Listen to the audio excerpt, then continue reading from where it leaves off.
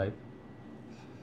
Hello everyone, আসসালামু আলাইকুম। আমি সাইফুর রহমান জুবায়ের চলে আসলাম নতুন আরও একটা লাইভ ক্লাসে। এবং আজকের ক্লাসে পূর্বের ধারাবাহিকতা অনুযায়ী দেখতে পাচ্ছ পরিণতি প্রথম পত্র এবং দ্বিতীয় পত্রের দুইটা অধ্যায় আজকে আমরা সলভ করব, যেখান থেকে শুধু এমসিকিউই না, এমসিকিউর পাশাপাশি তুমি সৃজনশীল অ্যান্সার করার মতো গুরুত্বপূর্ণ তথ্য কিন্তু পেয়ে যাবে।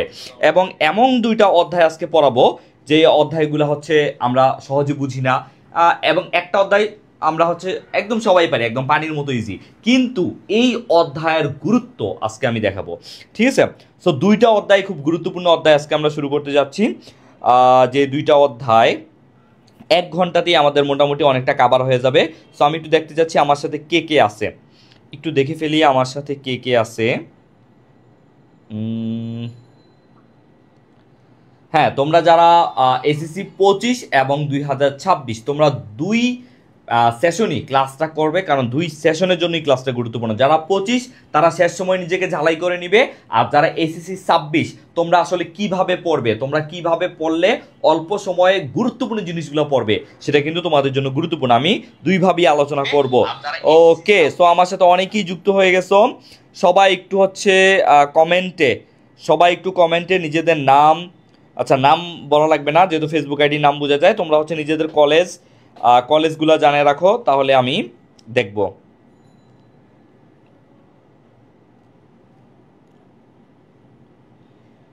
ওকে, ওয়ালাইকুম আসসালাম এমডি রাফসান রিয়াদ। ওকে, হ্যাঁ সবাই একটু বন্ধুদেরকে মেনশন করে দাও, যারা যারা ক্লাসটা দেখতেছো সবাই একটু হচ্ছে তোমার যে টাইমলাইন সেই টাইমলাইনে শেয়ার করে দাও এবং হচ্ছে বন্ধুদেরকে মেনশন করে দাও। ওকে, তাহলে আমরা হচ্ছে ক্লাসটা এখনই শুরু করে দিচ্ছি। ওকে, আচ্ছা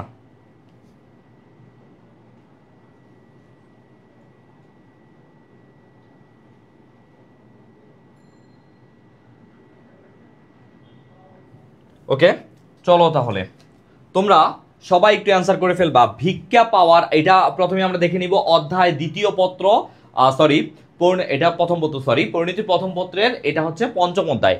পরিণতির প্রথম পত্রের এটা পঞ্চম অধ্যায়, এবং আজকে আমরা এই অধ্যায়টা সম্পর্কে প্রথমে এমসিকিউ পড়ব, তারপর গুরুত্বপূর্ণ যে তথ্যগুলো একদম জানা উচিত সেই তথ্যগুলো আমরা জেনে নিব। ঠিক আছে, ওকে, আমি দেখতে পাচ্ছি অনেকে অ্যান্সার করে ফেলছে। প্রদীপ চন্দ্র দাস বলছে ওকে ভাই, ওকে। শুভ বলছে শান্তাহার সরকারি কলেজ, ওকে প্রদীপ, আচ্ছা। আরও আমাদের সাথে অনেকে আছে, সবাই একটু অ্যান্সার করে ফেলো, আমি সবার অ্যান্সারগুলো একটু দেখতে চাচ্ছি। ভিক্ষা পাওয়ার অধিকার কোন ধরনের অধিকার?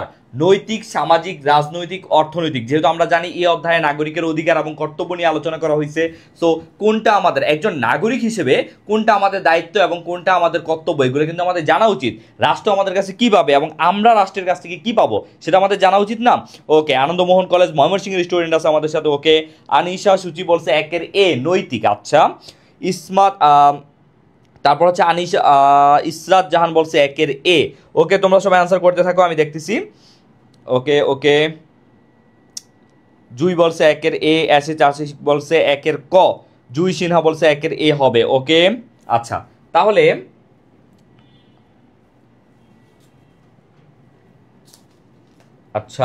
তাহলে দেখো ভিক্ষা পাওয়ার অধিকার, দেখো আমি একদম সহজ ভাষায় তোমাদেরকে বলবো, সেটা হচ্ছে দেখো, মনে করো তুমি রাস্তা দিয়ে হেঁটে যাচ্ছ, এখন রাস্তা দিয়ে হাঁটার সময় তোমার আশেপাশে কিছু ভিক্ষুক আমরা দেখতে পাই, যারা দরিদ্র অসহায় এমন দেখতে পাই, যারা তাদের প্রয়োজনে অভাবে নিজের একদম শেষ পর্যায়ে চলে আসলে তারা আসলে রাস্তায় এসে হাত পাতে। তো এটাকে আসলে মানে যাদের পরিস্থিতি আসলে আমরা জানি না, তাদের অনেক সমস্যা থাকতে পারে, তো তারা হাত পাতে। এখন তুমি যদি ভিক্ষা না দাও, মনে করো তুমি ভিক্ষা দাও নাই, কেউ কি তোমাকে বলবে ভাই আপনি কেন ভিক্ষা দিলেন না? সরকার কি এসে বা পুলিশ কি তোমাকে এসে ধরবে যে তুমি কেন ভিক্ষা দিলা না? বা কেউ কি তোমাকে জাজ করবে?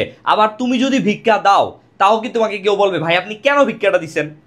ভাই আপনি ভিক্ষাটা না দিলেও পারতেন। কেউ কি বলে? কেউ কিন্তু বলে না। কিন্তু তুমি যদি ভিক্ষা দাও, তখন কিন্তু ওই ভিক্ষুক তোমার জন্য দোয়া করে, এবং অন্য লোক যদি তোমাকে দেখে সেও একটু ইন্সপায়ার হয়, বা সেও মনে মনে বলে যে আচ্ছা মানুষটা খুব ভালো, সে অসহায়দের সাহায্য করে, তাই না?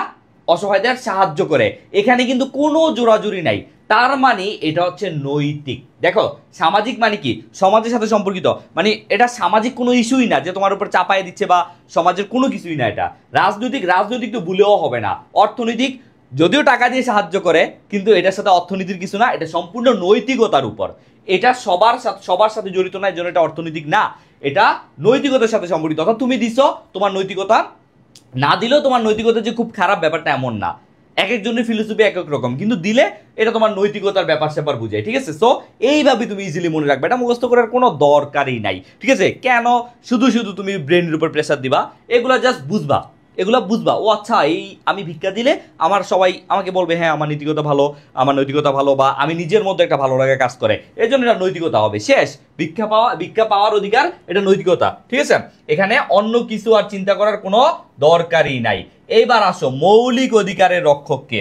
দেখো তোমরা খুব সম্ভবত এমন দুইটা ওয়ার্ড দেখো, তাই না? যে মৌলিক অধিকার, আরেকটা হচ্ছে, একটু দেখো আজকের এই ক্লাসটা করলে এই অধ্যায় নিয়ে তোমার আর কোনো সমস্যাই থাকবে না ইনশাআল্লাহ, ঠিক আছে? মানবাধিকার, মৌলিক অধিকার এবং মানবাধিকার, তোমরা এই দুইটা টার্ম বা এই দুইটা ওয়ার্ড তোমরা প্রায় শুনে থাকো না, কিন্তু আদৌ কি দুইটার মিনিং তুমি বুঝো? কয়জন বুঝো? আচ্ছা আমাকে একটু জানাও তো কমেন্ট সেকশনে যে আদৌ তোমরা এই দুইটার পার্থক্য জানো কিনা। আজকে আমি ভাইয়ার ফার্স্ট ক্লাস করতেছি, জুই সিনহা। ওকে, ক্লাস করো, ইনশাল্লাহ ভালো লাগবে। কারণ আমরা এই তো কিছুদিন পরে যখন তোমরা এসএসসি পরীক্ষা দিয়ে ফেলবে, তারপরে আবার এডমিশনে আমাদের ক্লাস করবে, প্রায় 1 বছর আমাদের সাথে তোমাদের একটা জার্নি হবে, এবং ইনশাল্লাহ আমরা ক্লাসগুলো এমনভাবে তোমাদের জন্য নিব, এসএসসি এবং এডমিশন দুইটাই কিন্তু তোমার হয়ে যাবে। আর পাশাপাশি তুমি চাইলে আমাদের এডমিশন, প্রি এডমিশন ভর্তি চলতেছে, তোমার যদি স্বপ্ন থাকে ঢাকা ইউনিভার্সিটি, রাজশাহী, জাহাঙ্গীরনগর, চট্টগ্রাম বা যে কোনো একটা পাবলিক ইউনিভার্সিটি, তুমি কিন্তু চাইলে আমাদের প্রি এডমিশন কোর্সে ভর্তি হয়ে এখন থেকেই নিজেকে কি করতে পারো, প্রস্তুতি করতে পারো, ঠিক আছে? ওকে, তাহলে সব আনসার করে ফেলো। একজন বলছে জানি না, ওকে কোনো সমস্যা নাই, জানবা। জেনিয়া ফাহমিদা বলছে সংবিধান। আচ্ছা, জান্নাত ইসলাম জানি না, ওকে ওকে। আচ্ছা একজন বলছে ও জানি। আচ্ছা, মৌলিক অধিকার মানবাধিকার সম্পর্কে জানো, আচ্ছা কোনো সমস্যা না, আমি দেখাই দিচ্ছি, শুধু আমাকে একটু কলমটা পেতে দাও, এখনই আমি দেখাই দিচ্ছি। তোমরা একটু কষ্ট করে একটু ক্লাসটা শেয়ার করে দাও তো, আমি একটু দেখতে চাই কারা কারা ক্লাসটা শেয়ার করবে, আমি একটু দেখবো। ক্লাসটা তোমরা একটু শেয়ার করে দাও আর বন্ধুদেরকে মেনশন করে দাও, আমি বুঝাচ্ছি, ঠিক আছে? দেখো মৌলিক অধিকার, শুধু আমার সাথে একটু আশেপাশে কোনো দিকে তাকানোর দরকার নাই, আশেপাশে কি হয়েছে সব বন্ধ। যদি কারো কাছে হেডফোন থাকে অবশ্যই আমার ক্লাস করার সময় হেডফোন নিবা, ঠিক আছে? আমার ক্লাস করার সময় হেডফোন নেওয়ার ট্রাই করবা, ওকে? তো শুধু আমার দিকে চিন্তা করো, শুধু আমার দিকে চিন্তা করো, যেভাবে নিজের প্রিয়তমার দিকে তাকাও, এইভাবে এর চেয়েও ভালোভাবে আমার দিকে তাকাও। এখন আমি যে কথাগুলো বলবো খুবই গুরুত্বপূর্ণ ওহি, ঠিক আছে? এই যে মৌলিক অধিকার এবং মানবাধিকার, মৌলিক অধিকার, প্রথমে এটা শোনো, মৌলিক অধিকার এটা মনে করবা আমাদের দেশ সম্পর্কিত, মানে একটা দেশের সংবিধানে যেই জিনিসগুলোকে মৌলিক অধিকার বলা হয়েছে সেগুলোই শুধু মৌলিক অধিকার। যেমন আমাদের মৌলিক অধিকার কি? শিক্ষা, খাদ্য, শিক্ষা, বস্ত্র, বাসস্থান, চিকিৎসা, এই 5টা আমরা মৌলিক অধিকার বলি না? অর্থাৎ যেই অধিকারগুলা না পাইলে তুমি মানে তোমার জীবন চালানো একদম কঠিন হয়ে যাবে, যেগুলো ছাড়া তোমার কোনোভাবে চলবেই না, ঠিক আছে? মানে এখন ধরো তোমার যদি খাদ্যই না থাকে, তুমি যদি খাদ্য নাই পাও, তুমি বাঁচবা না। এখন তুমি বলবা ভাই আমি তো পোশাক ছাড়া বাঁচতে পারবো, পোশাক ছাড়া তুমি বাইরে যেতে পারবা? তুমি ঘরের বাইরে যেতে পারবা না। তাইলে এটাও কিন্তু তোমার জীবন ধারণের জন্য দরকার। চিকিৎসা, তুমি অসুস্থ পড়ে আসছো, তোমার চিকিৎসা নাই, তুমি বাঁচতে পারবা? তারপরে তোমার শিক্ষা একটা মানুষের আসলে ইসেনশিয়াল পার্ট। শিক্ষা ছাড়া আসলে চললে কোনো দাম নাই। প্রতিটা মানুষের ন্যূনতম হইলেও কিছু শিক্ষা আসলে দরকার লাগে। তো এই 5টা এগুলো হচ্ছে মৌলিক অধিকার, যেগুলো তোমাকে কে দিবে? যেগুলো হচ্ছে তোমার একটা দেশের সংবিধান, অর্থাৎ আমাদের দেশের সংবিধানে এই 5টাকে দেওয়া হয়েছে সংবিধান, মৌলিক অধিকার। আবার এক এক দেশে এক এক রকম হইতে পারে, ঠিক আছে? কিন্তু এই যে মানবাধিকার শব্দটা কিভাবে আসছে চিন্তা করো। মানবযুগ অধিকার মানে মানুষের অধিকার, মানবযুগ অধিকার মানে কি? মানবাধিকার মানে মানুষের অধিকার। এই মানুষের অধিকার, এই টার্মটা দেয় হচ্ছে তোমার জাতিসংঘ। মনে রাখবা, এই মানবাধিকার এই টার্মটা কে দেয়? এই টার্মটা দেয় হচ্ছে জাতিসংঘ। অর্থাৎ এই মানবাধিকার দেয় জাতিসংঘ আর মৌলিক অধিকার দেয় দেশের সংবিধান। অর্থাৎ বাংলাদেশ অনুযায়ী এগুলো মৌলিক অধিকার, এগুলো আমাদের দেশের সংবিধানে বলা হয়েছে। তবে জরুরি অবস্থা যদি কখনো চলে, অর্থাৎ দেশে যদি কোনো যুদ্ধ হয়, যেমন কিছুদিন আগে তোমরা দেখছো জুলাই আন্দোলন, এই সময় এরকম জরুরি অবস্থা চলাকালে কিছু কিছু মৌলিক অধিকার তখন একটু স্থগিত রাখা হয়, ঠিক আছে? আর মানবাধিকার তো অবশ্যই। তো বুঝতে পারছো? তাহলে মৌলিক অধিকারকে কোথা থেকে পাওয়া যায়? সংবিধান। আর এই যে জাতিসংঘ মানবাধিকার, কোনগুলো মানবাধিকার? চলাচলের অধিকার, মতামত প্রকাশের অধিকার, বাসস্থানের অধিকার, সম্পত্তির অধিকার, তারপর হচ্ছে তোমার এই পার্টি, তোমার হচ্ছে সংগঠন করার অধিকার, সমাবেশ করার অধিকার, এগুলা সবই। তারপর তোমার হচ্ছে এই যে আনুষঙ্গিক যা যা আছে এগুলো সবই হচ্ছে তোমার মানবাধিকার। ঠিক আছে, তোমরা 36 থেকে 44 অনুচ্ছেদে এগুলা পাওয়া যাবা। তাহলে বুঝতে পারছো তো? সবাই একটু আমাকে বলো ডান ডান। যারা বুঝতে পারছো মৌলিক অধিকার এবং মানবাধিকারের মধ্যে পার্থক্য, এগুলা কিন্তু খুবই গুরুত্বপূর্ণ। ইনশাল্লাহ তুমি এখান থেকে এখন এসএসসিতেও প্রশ্ন পাবা, কোনো না কোনো বোর্ডে একটা প্রশ্ন পাবা। আবার তুমি যখন এডমিশনে যাবা, ঢাকা ইউনিভার্সিটিতে পরীক্ষা দিবা, রাজশাহীতে পরীক্ষা দিবা, সেখানেও কিন্তু এগুলা থেকে প্রশ্ন পাইতে পারো, কারণ এই জায়গাগুলো থেকেও প্রশ্ন পরীক্ষা হয়। ওকে, সবাই ডান লেখো, সবাই ডান লেখো, যারা যারা বুঝতে পারছো সবাই ডান লিখো, সবাই ডান লিখো। হ্যাঁ, মানবাধিকার হচ্ছে সব বিশ্বে, অর্থাৎ জাতিসংঘের 3 থেকে 30 পর্যন্ত যে অধিকার, এই 3 থেকে 30টা ধারা আর কি, এই ধারাগুলোর মধ্যে সকল দেশের জন্য, অর্থাৎ জাতিসংঘের কয়টা দেশ? জাতিসংঘের 193টা দেশ না? এই 193টা দেশেই তুমি গেলে ঠিক এই জিনিসগুলো তুমি পাবা, অর্থাৎ সকল দেশেই তুমি চলাচলের অধিকার পাবা, মানে যতটুকু পর্যন্ত পায় আর কি, এই সকল দেশে, জাতিসংঘ সদস্যভুক্ত সকল দেশে এইগুলো তুমি পাবা। ঠিক আছে, ডান ডান। ওকে, সবাই জানাইছে, শুভ জানাইছে ডান, জেনিয়া, ফারজানা ইসলাম চৈতি বলছে ডান, বাপ্তু দাস বলছে ডান। ওকে, তাহলে এত ইজিলি বুঝে ফেলা না? চলো, এই অধ্যায়টা বিশ্বাস করো পানিবাদ, এই অধ্যায়টা মনে করো একটা পানিবাদ। তুমি তোমার কাজগুলাকে, আমি তো আমার আমাকে যারা আজকে ফার্স্ট দেখতেছো তাদেরকে আমি বলি, আমি হচ্ছে সাইফুর রহমান জুবায়ের, আমি ঢাকা বিশ্ববিদ্যালয়ে বর্তমানে অধ্যয়নরত আছি এবং প্রায় অনেক বছর যাবত এডমিশন নিয়ে এবং এসএসসি নিয়ে কাজ করতেছি। তোমাদের এই ক্লাসগুলো করি এবং আমার একটা বইও আছে, এই যে মৌলিকপিডিয়া নামে আমার একটা বই আছে, যেটা হচ্ছে আমরা হচ্ছে এই বিশেষ করে গুচ্ছ বিশ্ববিদ্যালয়ের জন্য, যারা হচ্ছে গুচ্ছ বিশ্ববিদ্যালয় যারা পরীক্ষা দেয় তাদের কিন্তু পরিণীতি, ইতিহাস, অর্থনীতি, ভূগোল, সমাজবিজ্ঞান থেকে প্রশ্ন আসে। সো এবং তোমরা যারা এসএসসি তোমরা চাইলে ওই বইটা সংগ্রহ করতে পারো, মৌলিকপিডিয়া। এটাতে তুমি হচ্ছে যে 4টা সাবজেক্টে পড়াশোনা করতেছো, পাশাপাশি আইসিটি, এগুলা একদম গুরুত্বপূর্ণ তথ্যগুলো পাবা যেগুলো পরীক্ষার আগে তোমাকে হেল্প করতে পারে। ঠিক আছে, বইটা পাওয়ার জন্য তুমি জাস্ট এডুকেশন পেজে নক দিবা, এই পেজে নক দিবা, তাইলেই হবে। ঠিক আছে, ওকে, এবার আসো আমরা একদম কোনো কাজ করার আগে ওই কাজটাকে মনে করবা একদম পানিবাদ, ভাববা আরে দূর, এটা কোনো কাজ হইলো। আমি যখন এডমিশনের সময় পড়াশোনা করছি বা এসএসসির আগে পড়াশোনা করছি, আমি ভাবতাম দূর এটা একটা অধ্যায়, এই অধ্যায় তো আমি মানে আধা ঘন্টায় পড়ে শেষ করে ফেলতে পারবো। সো কাজ করার আগে অলওয়েজ একটা চিল ভাব রাখবা, যে এটা কোনো ব্যাপার হইলে একটা অধ্যায় তো, এটা পড়ে একদম শেষ করে দিব। ঠিক আছে, যখন তুমি ওই কাজটা সম্পর্কে নিজের মধ্যে একটা কি রাখবা, একটা আত্মবিশ্বাস রাখবা, তখন দেখবা ওই কাজ যতই কঠিন হোক তোমার কাছে সহজ হয়ে যাবে। একটা ট্রিক শিখা দিই তোমাদের। মনে করো এটা একটা লেকচার শিট, এই যে আমরা এডমিশনের জন্য যে লেকচার শিটটা পড়াই বাংলাদেশ অংশ, যেটা আমার করা, তো এটা যদি মনে করো অনেক পেজ, এখানে 100 পেজ। এখন তুমি যদি মনে করো আল্লাহ এত পেজ আমি কেমনে পড়বো, না, ধরো তুমি একটা টপিক পড়তেছো বাংলাদেশের মুক্তিযুদ্ধ, তুমি কি করবা, প্রথম থেকে শেষ পর্যন্ত পুরোটা একবার শুধু রিভাইজ, যে গুরুত্বপূর্ণ জিনিসগুলো আছে শুধু দাগাবা, মুখস্থ করার দরকার নাই। প্রথমবার তুমি শুধু বুঝবা, একটা অধ্যায় তুমি পড়বা, আবারও মনোযোগ দিয়ে শোনো। আজকে তো পড়াবোই, পাশাপাশি আরো কিছু লাইফ হ্যাকস, ট্রিক্স দিয়ে যাচ্ছি। তো একটা অধ্যায় পড়বা, মনে করো অধ্যায়টা 20 পেজের, তুমি কি করবা, তুমি হচ্ছে প্রথম থেকে ধরে ধরে শুধু বুঝবা, মুখস্থ করার কোনো দরকার নাই, মুখস্থ করার ইন্টেন্স নিয়ে পড়বা না, তুমি ধীরে ধীরে দাগাবা পড়বা, পুরাটা একবার প্রথমে ভালো করে পড়ে ফেলবা। আমি নিজে যেভাবে পড়ি বা আমি যেভাবে পড়তাম আগে, ঠিক আছে, পুরাটা পড়ে ফেলি। 20 পেজ ধরো, 20 পেজ হোক, 10 পেজ হোক, 30 পেজ হোক, পুরাটা একবার দাগায় পড়ে ফেলি, মানে আমার মাথার মধ্যে নিয়ে ফেলি, আচ্ছা এই অধ্যায়ে এই জিনিসগুলো আছে, এই অধ্যায়ে এই ইনফরমেশনগুলো গুরুত্বপূর্ণ, সেগুলো আমি সুন্দর করে দাগায় ফেলি, শেষ।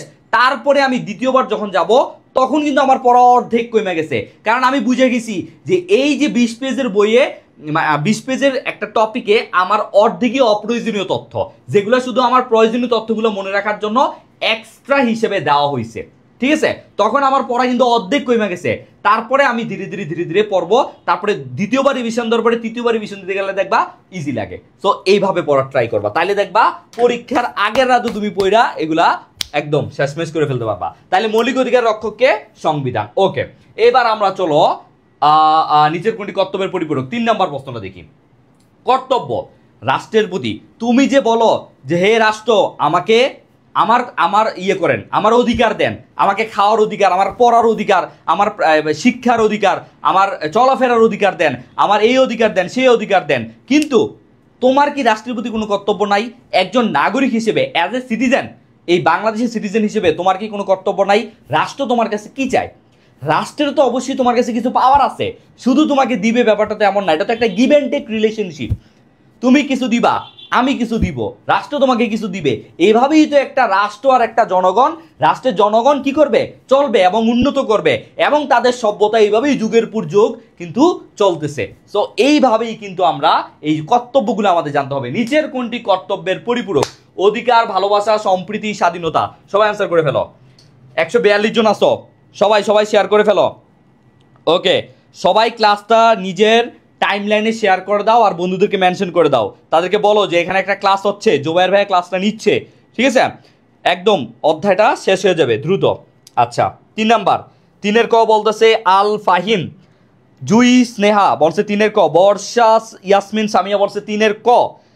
আইরিন আইরিন, আচ্ছা, তারপর হচ্ছে সুমাইয়া সাফা, জেনিয়া ফাহমিদা বলছে 3-এর ক। খুব ভালো লাগতেছে আমার, মানে তোমরা খুব এই যে এত সুন্দর করে তোমরা কমেন্ট করতেছ। দেখো, আমি তোমাদেরকে একটা ফ্রিতে একটা ক্লাস দিচ্ছি, এত কষ্ট করে এত টাইম নিয়ে। আমার তো নিজের পড়াশোনা আছে, তাই না? আমি ভার্সিটিতে পড়ি, আমার পড়াশোনা নাই। তো এই যে কষ্ট করে তোমাদের জন্য এই ক্লাসটা নিচ্ছি, একটা সময় বের করে নিচ্ছি, এটা কেন নিতেছি? অবশ্যই তোমাদের ভালোর জন্য। তো তোমরা কি আমাদের ভালোর জন্য একটু একটু এই ভাইয়া এখানে একটু একটা এই কলমটা কোথায় যেন পাচ্ছি না, একটু দেখো তো আশেপাশে কোনো বোর্ডে কলম আছে কিনা। ওকে, তো তোমরা কি একটু আমাদের জন্য ক্লাসটা শেয়ার করে আর বেশি বেশি কমেন্ট করলে আমার ভালো লাগবে না?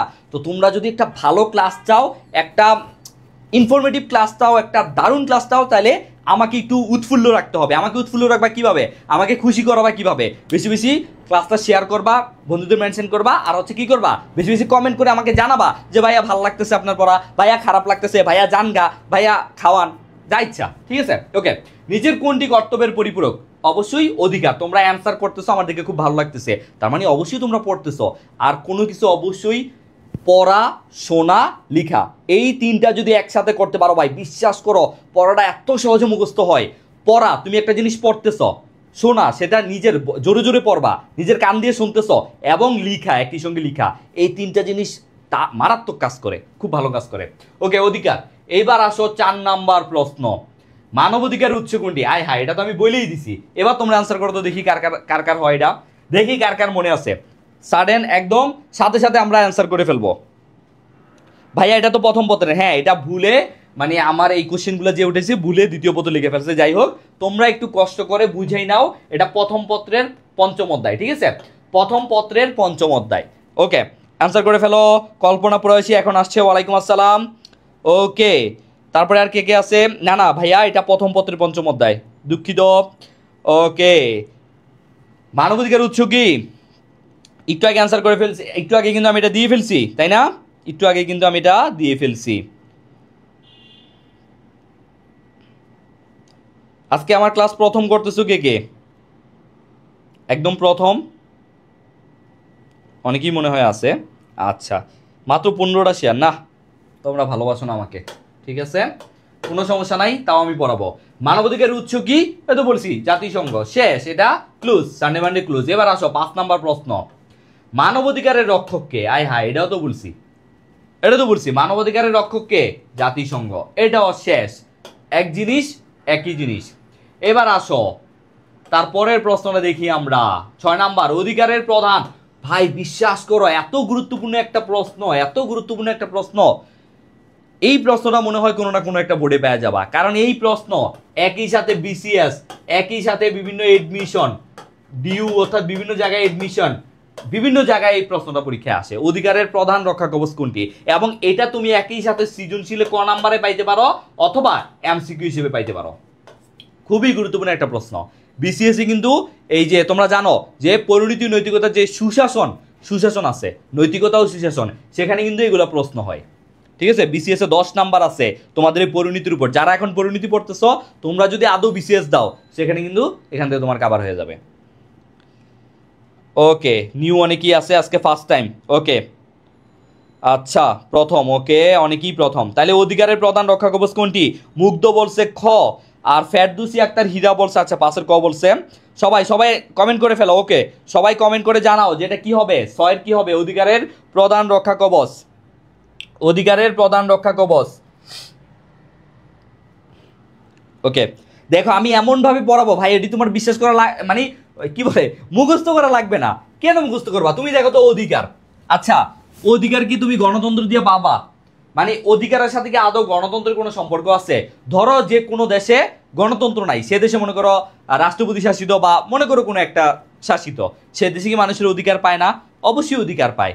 তাইলে গণতন্ত্র বাদ, আইনটা আমরা বাদ দিলাম। প্রথা, ভাই সকল দেশে কি প্রথাই আইন? সকল, তুমি ধরো অ্যাজ এ মুসলিম হিসেবে তুমি কাউকে দেখলে সালাম দিতেছ, হিন্দুরা দেখলে নমস্কার নমস্কার দিচ্ছে, বা এক একটা প্রথা হইতে পারে। কেউ কেউ আবার দেখলে পাঁচ হয়ে সালাম দেয়। এগুলা কি একটা দেশের আইন হয়ে যায়? না। তুমি তবে কিছু কিছু দেশ আছে যেগুলো প্রথা নির্ভর আইন হয়ে যায়। যেমন তুমি যদি দেখো এই যে ব্রিটেন বা ইংল্যান্ড, যেটা হচ্ছে আমরা ইংল্যান্ড জানি, বা ব্রিটেন বা ব্রিটিশ যাদেরকে বলো, তাদের কিন্তু কোনো লিখিত আইন নাই। অর্থাৎ 5টা দেশের লিখিত আইন মানে সংবিধান নাই। কি কি? চলো আমি সংক্ষেপে তোমাদেরকে সেটা দেখাই দিই, এটা খুব গুরুত্বপূর্ণ। কিভাবে মনে রাখবা? আচ্ছা, এটা হচ্ছে মনে রাখবা এই যে এইভাবে দেখো, তোমাদের প্রশ্নে কিন্তু এগুলো আসে। এই দেখো, ইতে কি?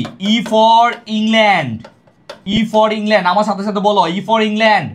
এস ফর হচ্ছে স্পেন, স্পেন সরি এসপি দিয়ে স্পেন, কেউ আবার এসপি ক্রিয়েশন ভাইব না, ঠিক আছে? আর এস দিয়ে Saudi Arabia, Saudi Arabia. N দিয়ে কি জানো? এন দিয়ে হচ্ছে নিউজিল্যান্ড, নিউজিল্যান্ড। তারপরে আরেকটা আছে ইসরায়েল, আরেকটা আছে ইসরায়েল। এই 5টা দেশ কিন্তু অলিখিত সংবিধান, সংবিধান আছে কিন্তু অলিখিত। যেমন এই যে ইংল্যান্ডের, এই ইংল্যান্ডের সংবিধান কেমন জানো? সংবিধান আছে, তবে সেটা প্রথা নির্ভর আইন। তাদের যে প্রথা ছিল সেই প্রথা নির্ভর আইন হচ্ছে ইংল্যান্ডের। এটা কিন্তু তোমাদের পরীক্ষায় আসে, বা তোমাদের এগুলা কিন্তু বইতে আছে, তাই না? তাহলে সংক্ষেপে মনে রাখবা স্পেন, স্পেন মানে কি? E for England, S for Saudi Arab, Saudi Arab তো তোমরা জানো রাজতান্ত্রিক শাসন ব্যবস্থা। তারপর হচ্ছে পি দিয়া এসপি দিয়া স্পেন, এনতে নিউজিল্যান্ড, আর হচ্ছে ইসরায়েল আরেকটা দেশ আছে, ঠিক আছে? তোমরা জানো যে বিশ্বের সবচেয়ে নিকৃষ্ট একটা জাতির দেশ হচ্ছে ইসরায়েল। যাই হোক, তো এগুলো হচ্ছে এইভাবে তোমরা, তাহলে কি দাঁড়াইলো যে অধিকারের তাহলে প্রথাও বাদ। সংবাদপত্র, অধিকার কি শুধু সংবাদপত্রেই পাওয়া যায়? না, সংবাদপত্রে বললেই যে সেটা পাওয়া যায় ব্যাপারটা এমন না। তাহলে এইটাও বাদ, এইটাও বাদ। তাইলে কি হলো? আইন। অর্থাৎ যদি সেটা আইন হয়ে যায় তাহলেই কিন্তু সেই অধিকারটা তুমি পাবা। মনে করো একটা অধিকার তোমার আইনে নাই, বাংলাদেশে নাই। মনে করো বাংলাদেশে যে কোনো একজন অসুস্থ, মানে খুবই গরিব দুস্থ ব্যক্তি, যে মানে অসুস্থ হয়ে পড়ে আছে রাস্তায়, এখন বাংলাদেশের আইনে এমন নাই যে তাকে আইনা হসপিটালে তাকে মানে চিকিৎসা দিতে হবে, এমন আইন বাংলাদেশে নাই। কারণ আমরা বাংলাদেশে একটা কি বলে একটা তৃতীয় মাত্রার দেশ। কিন্তু অনেক আমেরিকার মতো অনেক উন্নত দেশে গেলে দেখবা যে তাদের কিন্তু কিছু হেলথ ইন্স্যুরেন্স আছে, যেগুলোর মাধ্যমে সে রাষ্ট্রের কাছে যত টাকায় খরচ হোক সেটা রাষ্ট্র বিয়ার করবে, ঠিক আছে? এমন কিছু ইন্স্যুরেন্স কিন্তু তাদের আছে। সো তাহলে এটা কি? কোনো কিছুর আইন হইলে তখনই তুমি সেই অধিকারটা চাইতে পারবা রাষ্ট্রের কাছে, আইন না হলে তুমি কিন্তু সেই অধিকারটা রাষ্ট্রের কাছে চাইতে পারবা না। আবার এই আইনের ফাঁকফোকর দিয়া তুমি কিন্তু রাষ্ট্রের বিরুদ্ধে মামলাও করতে পারবা। সংবিধানে কিন্তু এমন একটা ধারাও আছে যে তুমি যদি এই অধিকারগুলো না পাও তুমি কিন্তু রাষ্ট্রের বিরুদ্ধে মামলাও করতে পারবা, ঠিক আছে? এমন কিন্তু জিনিস আছে। তাহলে এটা কি হবে? অধিকারের প্রধান রক্ষা কবচ। রক্ষা কবচ মানে হচ্ছে রক্ষার জন্য যে জিনিসটা প্রণয়ন করা হয় বা যে জিনিসটা দরকার, এমন আর কি রক্ষা কবচ। এই যে অধিকারটা, তোমার যে অধিকার তুমি পাবা, এটা কিসের মাধ্যমে পাবা? এটা আইনের মাধ্যমে পাবা, ঠিক আছে? খুবই গুরুত্বপূর্ণ একটা এমসিকিউ। ওকে, আচ্ছা এবার আসো 7 নাম্বার, খ্যাতি লাভের অধিকার। আচ্ছা, খ্যাতি লাভের অধিকার জিনিসটা কি? এই যে তোমরা দেখো না যে অনেকে ফেসবুকে বা টিকটকে যা নাচানাচি করে, তারপরে এই ভাইরাল কন্টেন্ট বানায় যে একটা জিনিস দেখছে সে এমন করছে আমিও এমন করব। কেন করে? সবই খ্যাতি লাভের ইচ্ছায়।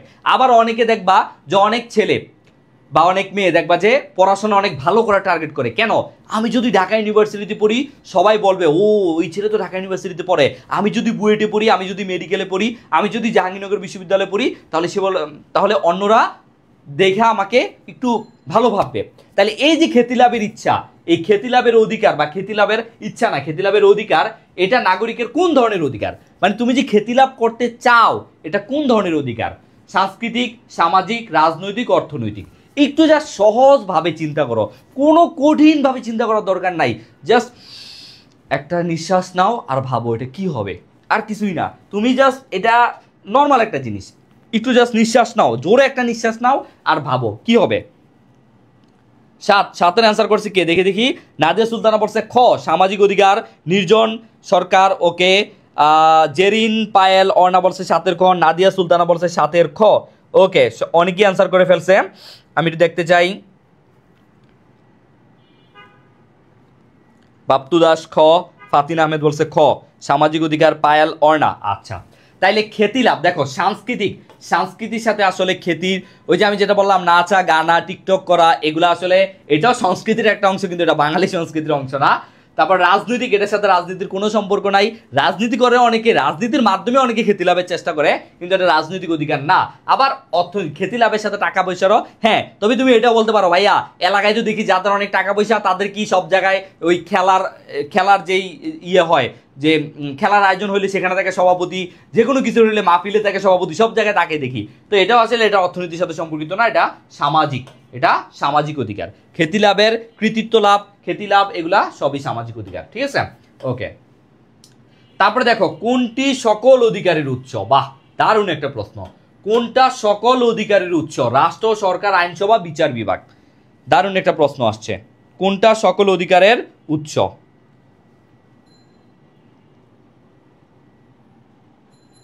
সবাই দ্রুত অ্যান্সার করো, তাহলে আমরা দ্রুত ক্লাসটা শেষ করব, ঠিক আছে। মাত্র 18টা শেয়ার, বাহ। আমি ভাবলাম যে 100 শেয়ার তোমরা করবা, না 130-35 জন আসো, বাট 100 শেয়ার যদি না হয় এটা কি মানা যায় বলো? আচ্ছা, রাকিব হাসান রানা বলছে 8-এর গ আইনসভা, লুনা বলছে রাষ্ট্র, শাহিন বলছে এ রাষ্ট্র, জেবা ফারিহা অহনা বলছে 8-এর ক, আরিয়ান। আচ্ছা, তোমরা দুই ভাগে বিভক্ত হয়ে গেছো। ওকে, দুই ভাগে বিভক্ত হয়ে গেছো, দেখি সবাই অ্যান্সার করো। তোমরা দুই ভাগে বিভক্ত হয়ে গেছো, আমি দেখতে পাচ্ছি দুই ভাগে বিভক্ত হয়ে গেছো। ওকে, যাই হোক, এটা খুব সহজ একটা জিনিস। সকল অধিকার, দেখো সরকার তোমাকে সকল অধিকার দিবে না, আইনসভা তো সকল অধিকার দিবে না, বিচার বিভাগও দিবে না, তার এটা হবে রাষ্ট্র। কোনটা সকল অধিকারের উৎস? রাষ্ট্র, ঠিক আছে। ওকে, তারপরে আসো 9 নাম্বার। জাতিসংঘের ঘোষিত সার্বজনীন মানবাধিকার কয়টি ধারা আছে? সবাই অ্যান্সার করো তো দেখি। ভাইয়া পিডিএফ গুলো কোথায় পাবো? যারা যারা শেয়ার করবা তাদেরকে আমরা অলওয়েজ পিডিএফ গুলো দিই। যারা যারা ক্লাসটা শেয়ার করে তাদের কিন্তু এগুলো লেখা লাগে না, আমরা পিডিএফটা দিয়ে দিই। সো শেয়ার করলে কিন্তু আমরা পিডিএফ দিয়ে দিব, ক্লাসটা শেয়ার করলে পিডিএফ দিয়ে দিব, ক্লাসটা শেয়ার করলে কিন্তু আমরা পিডিএফ দিয়ে দিব, ঠিক আছে।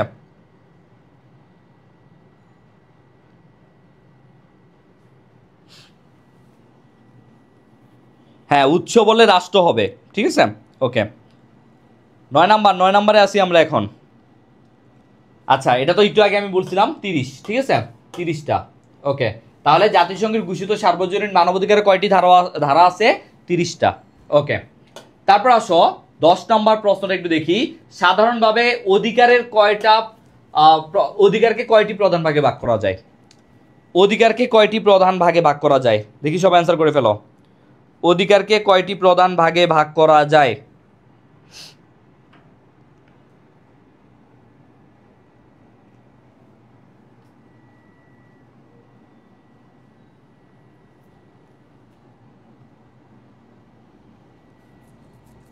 ওকে, অধিকারকে সাধারণভাবে অধিকারকে কয়টি প্রধান ভাগে ভাগ করা যায়?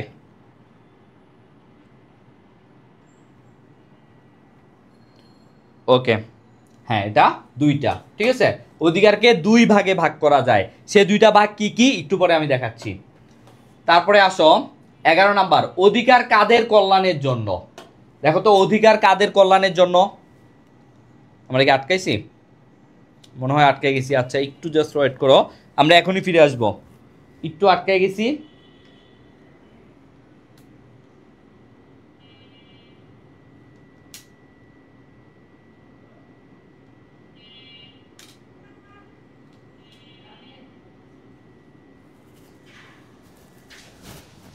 এই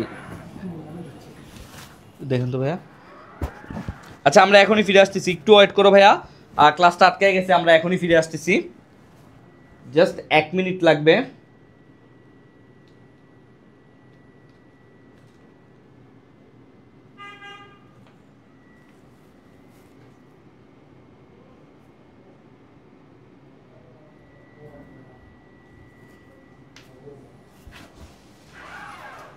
আটকে গেছে দেন তো। ওকে ওকে ওকে, আমাদের স্পেশালিস্ট সোহেল ভাই চলে আসছে, এখনই ঠিক করে দিবে। আচ্ছা নাই এখনো, হ্যাঁ এবার আসছে, ওকে ঠিক আছে। হ্যাঁ অনেকে অ্যান্সার করছো, সকলের মানবাধিকার মৌলিক অধিকার দুইটা হবে যে, মানবাধিকার মৌলিক অধিকার মানে মানবাধিকার মৌলিক অধিকার, এটা নিয়ে তো আমি বলছি। ওকে সকলের হ্যাঁ, তাহলে এটা দেরি না করি, অধিকার কাদের কল্যাণের জন্য? অবশ্যই সকলের, অধিকার সকলের কল্যাণের জন্য, তাই না? ওকে, তারপরে 12 নাম্বারটা দেখি আমরা কি আছে। কোনটি নাগরিকের রাজনৈতিক অধিকার? কোনটি নাগরিকের রাজনৈতিক অধিকার? শিক্ষা লাভের অধিকার, মত প্রকাশের অধিকার, চলাফেরার স্বাধীনতা, ভোট প্রদানের অধিকার। এই বছরের জন্য সবচেয়ে বেস্ট এবং সবচেয়ে, আমি যদি নিজে কোনো বোর্ডের শিক্ষক হইতাম তাহলে আমি এই প্রশ্নটা করতাম, কারণ সামনে ইলেকশন আছে, এই প্রশ্নটা আমি নিজে করতাম। ঠিক আছে, তো সবাই অ্যান্সার করে ফেলো তো। কি হবে?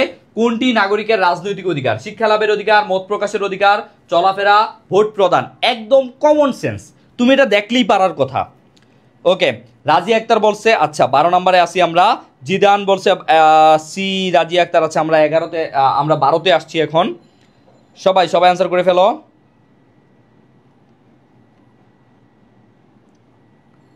ওকে,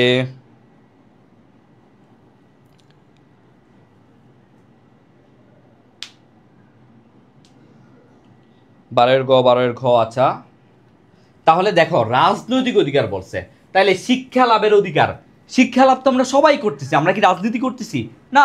তাইলে শিক্ষা লাভের সাথে, ঠিক হয়ে গেছে, শিক্ষা লাভের সাথে রাজনীতির কোনো সম্পর্ক নাই। আচ্ছা এখানে কি একটু কমেন্টগুলো দেওয়া যাবে, মানে সাইডে কমেন্টগুলো উঠবে।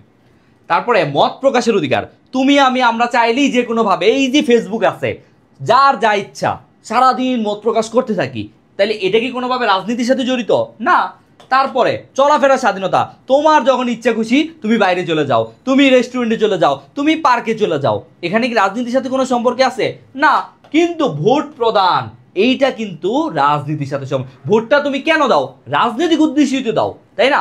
এই জন্য এটা হচ্ছে ভোট প্রদান, এটা কিসের অধিকার? এটা রাজনৈতিক অধিকার। এমএসটি তাসলিমা বলছে রাজনৈতিক।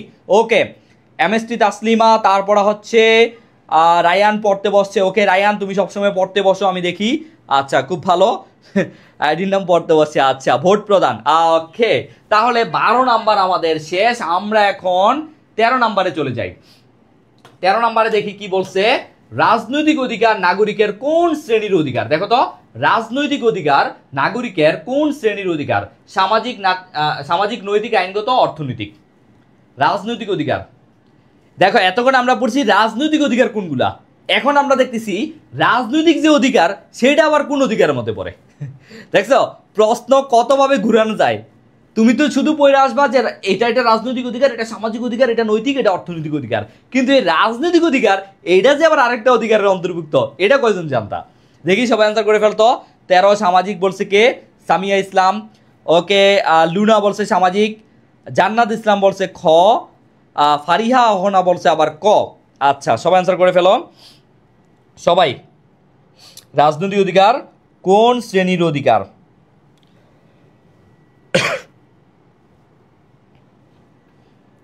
সবাই প্লিজ সবাই অ্যান্সার করে ফেলো। তোমরা অ্যান্সার করতে দেখলে আমার ভালো লাগে। রাজনৈতিক অধিকার নাগরিকের কোন শ্রেণীর অধিকার?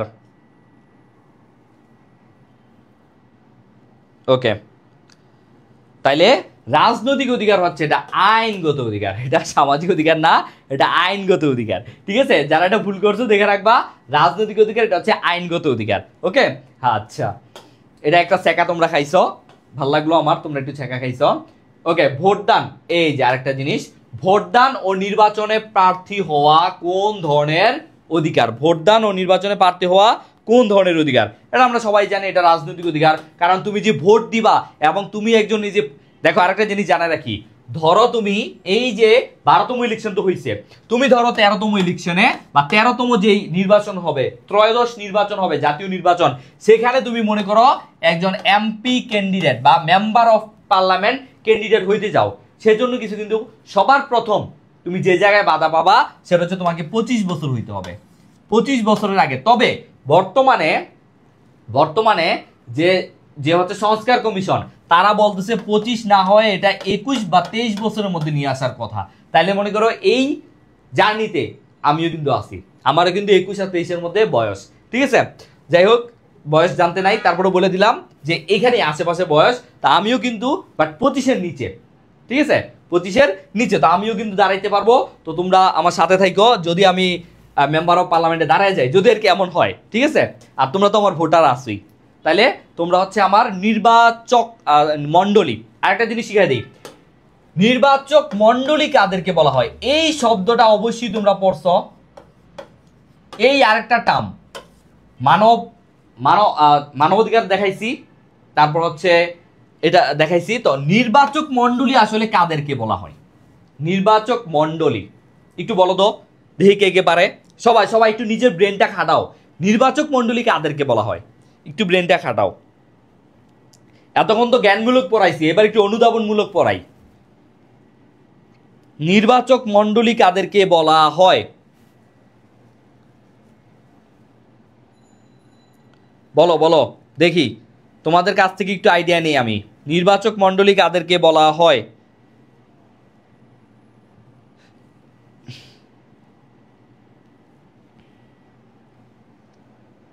হ্যাঁ ভাই, আমরা আছি আপনার সাথেই। ওকে, কেউ যায়ও না, এরপরে আসল জিনিস দেখাবো, আসল জিনিস কিন্তু এখনো বাকি আছে। আচ্ছা, রাহাত বলছে জনগণ, নূরজাহান আক্তার বলছে যারা ভোট দেয়, আর এই দেখো রাকিব হাসান রানা বলছে নির্বাচন নিয়ে যারা কাজ করে। আচ্ছা, আর জেবা বলছে যে নির্বাচনে ভোট প্রদান করবে, যারা ভোট দেয় জনগণকে, ভোটার যারা নির্বাচন পরিচালনা করে। রাজিয়া আক্তার ইলেকশনে চলে যান। আচ্ছা, যারা জনপ্রতিনিধি নির্বাচন করে। এই যে দেখছো, তার মানে তোমাদের মধ্যে অনেকেরই মানে এটা নিয়ে ক্লিয়ার আছে, আবার অনেকের ক্লিয়ার না। দেখো, নির্বাচক মণ্ডলী বলা হয় যারা ভোটার, তাদেরকেই নির্বাচক মণ্ডলী বলা হয়। অনেকে মনে করে যারা নির্বাচনটা নেয় প্রিজাইডিং অফিসার হইতে পারে, বা যারা নির্বাচনের ব্যবস্থা করে, নির্বাচন নেওয়ার সাথে যারা জড়িত, আমরা নর্মালি তাদেরকে সেই সেন্সে তাদেরকেই মনে করি নির্বাচক মণ্ডলী। বাট না, নির্বাচক মণ্ডলী যারা ভোটার, অর্থাৎ তুমি আমি তো নির্বাচন করতেছি, আমাদের এমপি কে হবে, আমাদের প্রধানমন্ত্রী, এটা তো আমরা নির্বাচন করি না, কিন্তু আমাদের এমপিরা গিয়েই প্রধানমন্ত্রী নির্বাচন করে। আবার যে রাষ্ট্রপতি, সেই রাষ্ট্রপতিকে কে নির্বাচন করে, তারাও কিন্তু আমাদের এমপিদের ভোটে নির্বাচিত হয়, আমাদের ডিরেক্ট ভোটে কিন্তু তারা নির্বাচিত হয় না। তাহলে এই যে নির্বাচক মণ্ডলী কারা, নির্বাচক মণ্ডলী হচ্ছে ভোটার, নির্বাচক মণ্ডলী হচ্ছে ভোটার। বুঝতে পারছো, মানে আমরাই নির্বাচক মণ্ডলী।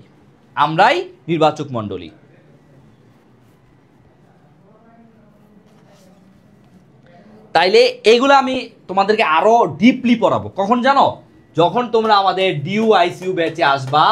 ডিইউআইসিইউ ব্যাচ, কারণ আমি তোমাদের বলছিলাম না যে তোমরা যারা পরিণীতি পড়তেছো, ভাই বিশ্বাস করো তোমাদের লাক এত ভালো যে তোমরা পরিণীতি নিছো। এই জন্য তোমরা যে তোমাদেরকে পরিণীতি নিতে বলছে তাদেরকে একবার মনে মনে হইলেও থ্যাঙ্কস দিবা, কারণ এই পরিণীতি থেকেই তোমার ঢাকা ইউনিভার্সিটিতে বা রাজশাহী ইউনিভার্সিটিতে বা চট্টগ্রাম ইউনিভার্সিটিতে তোমার 4 থেকে 5টা প্রশ্ন চলে আসে। কিভাবে জানো? কারণ এখানে সংবিধান আছে, এখানে মুক্তিযুদ্ধ আছে, এখানে প্রাচীন বাংলার ইতিহাস আছে, এখানে তোমার এই নির্বাচন ব্যবস্থা আছে।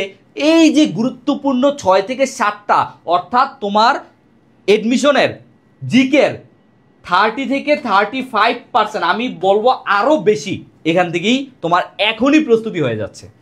ঠিক আছে, ওকে। তাহলে তোমরা যারা আমাদের প্রি অ্যাডমিশন একটা কোর্স চলতেছে, তোমরা যারা বিভিন্ন বিশ্ববিদ্যালয়ে পরীক্ষা দিবা, তাদের জন্য তোমরা চাইলে আমাদের এই কোর্সে কিন্তু ভর্তি হয়ে যেতে পারো। ঠিক আছে, ওকে। রাজনৈতিক অধিকার কোনটা? এটা ভোটদান, এটা তোমরা জানো। এইবার চলো আমি তোমাদেরকে একটা দারুণ জিনিস দেখাই। এটা তো আমি অ্যান্সারগুলো দিয়ে দিছি, ঠিক আছে। এই দেখো, এটা আমি নিজে করছি। একটু দেখো তো এখানে গুরুত্বপূর্ণ সকল তথ্যগুলো দেওয়া আছে কিনা এই অধ্যায়ের, অর্থাৎ এই অধ্যায়টা পরে তুমি যা যা শিখবা তার সামারি করে এখানে আমি দিয়ে দিছি। দেখো, এই দেখো, একটু আগে পড়াইছি না অধিকার কয় ভাগে ভাগ করা হয়। দেখো তো, অধিকার কয় ভাগে ভাগ করা হয়? অধিকারকে দুই ভাগে ভাগ করা যায়। কি কি? নৈতিক আর আইনগত অধিকার। নৈতিক অধিকার কি কি?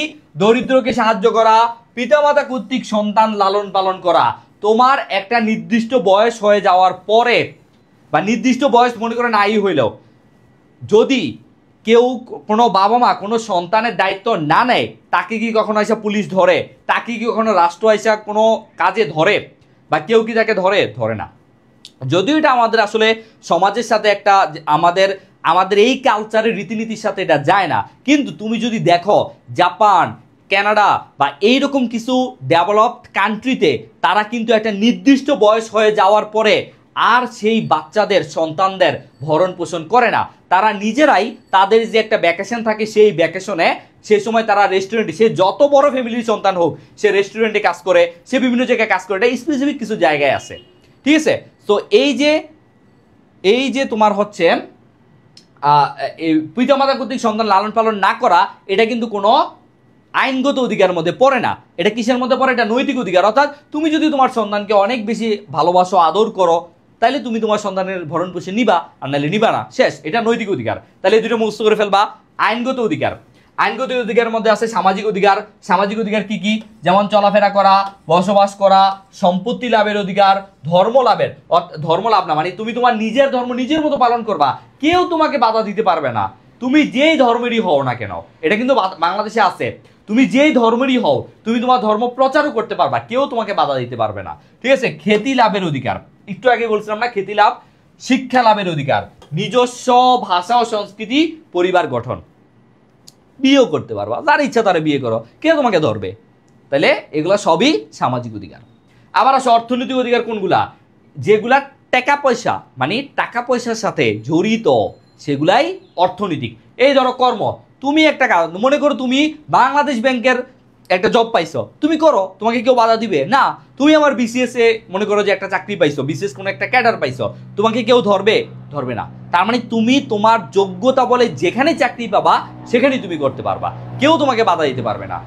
ন্যায্য মজুরি, মনে করো যে একটা তো নির্দিষ্ট আছে যে এত ঘন্টা, 8 ঘন্টার বেশি কাজ করা উচিত, 8 ঘন্টার বেশি কাজ করানো উচিত না, এবং সর্বনিম্ন এত টাকা মজুরি পাইতে হবে। এবং তুমি কিন্তু অনেক জায়গায় কিন্তু নিজের মজুরি নিজে চায় নেওয়া যায়।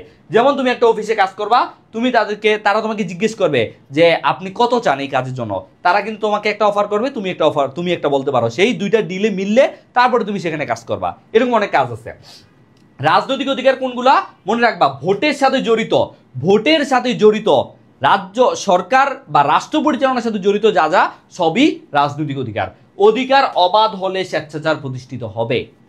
মনে করো অনেক অধিকার, তোমার মনে করো কোনো আইনই নাই, এখন একটা মেয়ে রাস্তা দিয়ে যাচ্ছে, তুমি হচ্ছে টিজিং করলা, তার মানে কি?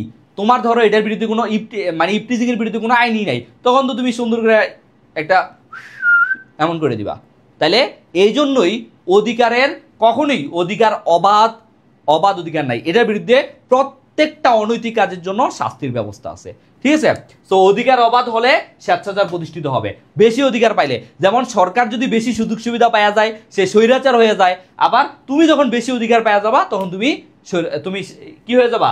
তুমি হচ্ছে স্বেচ্ছাচার হয়ে যাবা, তখন তুমি এগুলা করবা। আর অধিকারের প্রধান রক্ষা কবচ হচ্ছে আইন, একটু আগে যেটা বুঝাইলাম। তারপরে দেখো, আইন হচ্ছে অধিকারের প্রধান রক্ষা কবচ, সেম জিনিস। তথ্য অধিকার আইন পাস হয় 2009 সালে, এটা আগে অনেক আসতো। তথ্য অধিকার আইন পাস হয় 2009 সালে। তারপরে দেখো কর্তব্যকে কি কি ভাগে ভাগ করছে দেখো। সামাজিক কর্তব্য মানে সামাজিক সম্প্রীতি বজায়, সন্তানাদি শিক্ষাদান, এগুলা সামাজিক কর্তব্য। রাজনৈতিক কর্তব্য কি কি? অর্থাৎ রাষ্ট্রের প্রতি তোমার আনুগত্য প্রদর্শন, এইটা ভাই সবচেয়ে বেশি গুরুত্বপূর্ণ। একটা রাষ্ট্রে চলতে গেলে সবার প্রথম, তুমি দেখো, তুমি যদি ইসলাম ধর্ম পালন করো, তোমার সবার প্রথম তোমার যে জিনিসটা জানতে হবে সেটা কি? তাওহীদ বা একত্ববাদ। তোমাকে ওই এক আল্লাহর উপর যেমন বিশ্বাস করতে হবে, এর বাইরে কোনো কিছু চিন্তাই করা যাবে না। তুমি যদি ইসলাম ধর্ম মেনটেন করতে যাও বা প্র্যাকটিস করতে যাও, সবার প্রথমেই তোমাকে একটা জিনিস মানতে হবে, লা ইলাহা ইল্লাল্লাহু মুহাম্মাদুর রাসূলুল্লাহ, তাই না? মানে আল্লাহ, লা ইলাহা ইল্লাল্লাহ মানে আল্লাহ ছাড়া কেউ নাই, আল্লাহ ছাড়া আর কেউ নাই। তাহলে ঠিক এমন তুমি যদি একটা রাষ্ট্রের একজন নাগরিক হও, তাহলে রাষ্ট্রের প্রতি তোমার যেটা প্রধান কর্তব্য, সেটা হচ্ছে রাষ্ট্রের প্রতি তোমার আনুগত্য প্রদর্শন করতে হবে, ঠিক আছে? রাষ্ট্রের প্রতি আনুগত্য প্রদর্শন করতে হবে। তারপরে আইন মেনে চলা, তোমাকে আইন মেনে চলতে হবে। আইন মেনে চলা ছাড়া তো তুমি রাস্তায় একটা কারো উপর গাড়ি উঠে দিলা, তো তোমাকে আইন মানতে হবে না। সো আইন মানতে হবে, ভোট প্রয়োগ করতে হবে। ভোট প্রয়োগ করা কিন্তু একটা জরুরি জিনিস। অর্থনৈতিক কর্তব্য ওই একই জিনিস, যে উৎপাদন, কর, খাজনা প্রদান, এগুলা। নৈতিক কর্তব্য সেম জিনিস, আইনগত কর্তব্য কর, ভোট, রাষ্ট্রের প্রতি আনুগত্য, এগুলাই। ঠিক আছে, তাইলে অধিকার আর কর্তব্য কাছাকাছি জিনিসই। অধিকার হচ্ছে তুমি রাষ্ট্রের কাছে যেটা পাবা, আর কর্তব্য হচ্ছে তুমি রাষ্ট্রকে যেটা দিবা। ঠিক আছে, এটাই গিভ অ্যান্ড টেক সম্পর্ক। আর এই দেখো, যারা মানবাধিকার এবং মৌলিক অধিকার নিয়ে এতক্ষণ বলছো, তারা দেখে নাও মানবাধিকার। এই দেখো, খুবই গুরুত্বপূর্ণ একটা উক্তি, যেটা ঢাকা ইউনিভার্সিটিতেই গতবার আসছে, এবং হচ্ছে নাকি এইবারই আসছে মনে হয়, এবং সব পরীক্ষায় আসে। মানুষ স্বাধীন হয়ে জন্মগ্রহণ করে, কিন্তু সে সর্বত্র শৃঙ্খলিত। মানে কিভাবে শৃঙ্খলিত? ওই যে আইনের মাধ্যমে। সে যা ইচ্ছা তা তো করতে পারবে না, কারণ আইন আছে। সে একটা অন্যায় করলেই আইনের মাধ্যমে পুলিশে ধরে নিয়ে যাবে বা তার বিচার হবে। সো মানুষ স্বাধীন হয়ে জন্মগ্রহণ করে, কিন্তু সর্বত্র সে শৃঙ্খলিত। এই কথাটা কে বলছে? রুশো। কথাটা মাথায় রাখবে, এটা গুরুত্বপূর্ণ। মানবাধিকার মানুষের জন্মগত অধিকার। এই যে মানবাধিকার, এটা মানুষের জন্মগত অধিকার। শুধু এতটুকু জানা থাকলে তুমি একটা সৃজনশীল অ্যান্সার করতে পারবা। দেখো, মানবাধিকার গৃহীত হয় 1948 সালে 10 ডিসেম্বর। এই 10 ডিসেম্বরকে বলা হয় মানবাধিকার দিবস। একটু দেখে নাও, মানবাধিকার দিবস পরীক্ষায় আসে। মানবাধিকার দিবস কবে? 1948 সালে 10 ডিসেম্বর। আর 10 ডিসেম্বরকে বলা হয় মানবাধিকার দিবস, কিন্তু প্রথম সেটা হয় কবে? 1948 সালে। জাতিসংঘের 3 থেকে 30 পর্যন্ত প্রায় 28টি ধারা মানবাধিকার সম্পর্কে বলা হয়েছে। মানবাধিকারের উৎস এবং রক্ষককে জাতিসংঘ। মানবাধিকারের উৎস এবং রক্ষক জাতিসংঘ। আর মানবাধিকার বিস্তৃত ও বিশ্বব্যাপী, মানে সকল দেশেই, জাতিসংঘভুক্ত সকল দেশেই তুমি সমান সুযোগ সুবিধা পাবা। আর আন্তর্জাতিক, এটা তো দেখলাম আন্তর্জাতিক অধিকার। আর মৌলিক অধিকার কোনগুলো দেখো তো? উচ্চ রক্ষক মুখপাত্র হচ্ছে রাষ্ট্রের সংবিধান, এটা রাষ্ট্রীয় অধিকার। এটা তুমি অন্য কোনো দেশে যা তুমি মৌলিক অধিকার চাইতে পারবা না। অন্য কোনো, তুমি এখন কি আমেরিকা যা তুমি বলতে পারবা যে আমার খাবারের টাকা নেই, আমাকে খাবার দেন? সে তোমাকে দিবে? অবশ্যই দিবে না, কারণ এই তোমার ভরণ পোষণের দায়িত্ব ভাই আমেরিকা নেয় নাই। তোমার ভরণ পোষণের দায়িত্ব তুমি বাংলাদেশের সিটিজেন হিসেবে, তোমাকে বাংলাদেশ দিবে, আমেরিকা দিবে না। ঠিক আছে, তো মৌলিক অধিকার শুধু রাষ্ট্রীয় অধিকার। তারপরে বিদেশে নিরাপত্তা লাভ করা নাগরিকের রাজনৈতিক অধিকার। এই যে বিদেশে নিরাপত্তা লাভ করা নাগরিকের, আচ্ছা, রাজনৈতিক অধিকার, যাই হোক। সো এখানে দেখো 1900, আচ্ছা, এগুলা এই অধ্যায়টা আমরা পরবর্তীতে ইনশাআল্লাহ সলভ করব। আজকে যেহেতু আমাদের সময় একদম শেষ হয়ে গেছে, অলরেডি 9টা বাজে গেছে। সো আজকের মতো আমরা ক্লাসটা এখানেই শেষ করে দিচ্ছি। আবারও বলতেছি, তোমরা যারা প্রি অ্যাডমিশনে ভর্তি হয়, কিছুদিন পর তো অ্যাডমিশনে ভর্তি হবাই। আর আমাদের অনলাইন কোর্স তোমরা জানো যে প্রতি বছরে আমাদের এখান থেকে 300, 350 বা 400 স্টুডেন্ট ভর্তি, মানে চান্স পায় ঢাকা বিশ্ববিদ্যালয়, এবং সব মিলিয়ে প্রায় 1000-এর উপর বিভিন্ন বিশ্ববিদ্যালয়ে আমাদের শিক্ষার্থী চান্স পায়। এবং আলহামদুলিল্লাহ বি ইউনিট, বিভাগ পরিবর্তন, সায়েন্স, কমার্স সব ইউনিটই কিন্তু আমাদের এখানে আছে। সো তোমরা চাইলে কিন্তু আমাদের একটু, যারা তোমার পরিচিত আছে সিনিয়র বড় ভাই, তারা যদি এডুকেশন সম্পর্কে জানে, তাদের কাছ থেকে রিভিউ নিয়ে তোমরা ভর্তি হয়ে যেতে পারো। ঠিক আছে, এখন ভর্তি হলে কিন্তু অল্প টাকায় ভর্তি, ডিসকাউন্টে ভর্তি চলতেছে। সো তোমরা কিন্তু আমাদের পেজে নক দিয়ে বিস্তারিত জানতে পারো। সো এ পর্যন্ত সবাই সুস্থ থাকো, ভালো থাকো। আগামীকাল ঠিক 8টা 10 চোখ রাখবে এডুকেশনের পর্দায়, দেখা হবে আমার সাথে। সে পর্যন্ত সবাই সুস্থ থাকো, ভালো থাকো। আল্লাহ হাফেজ, টাটা।